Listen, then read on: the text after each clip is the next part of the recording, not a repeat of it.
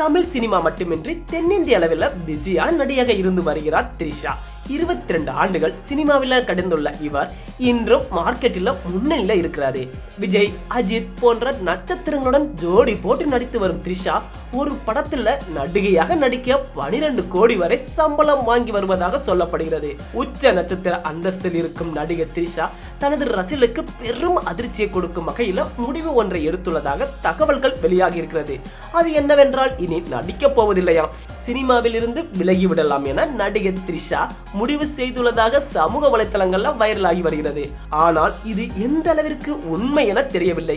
இது குறித்து த்ரிஷா வெளிப்படையாக பேசினால் மட்டுமே இது உண்மையா அல்லது வதந்தியா என தெரிய வரும். அரசியல் கட்சி துவங்கிய விஜய் ஜனநாயகன் படம் தான் தன்னுடைய கடைசி படம். இதன் பின் சினிமாவில் இருந்து விலகி முழுமையாக அரசியல் ஈடுபட போவதாக அறிவித்திருந்தார். விஜயை தொடர்ந்து தற்போது த்ரிஷாவும் சினிமாவில் இருந்து விலகி ஓய்வு எடுக்க போவதாக முடிவெடுத்துள்ளார் என வெளிவந்துள்ள செய்தி அவருடைய ரசிகர்களுக்கு பெரும் வருத்தத்தையும் அதிர்ச்சியும் கொடுத்துள்ளது.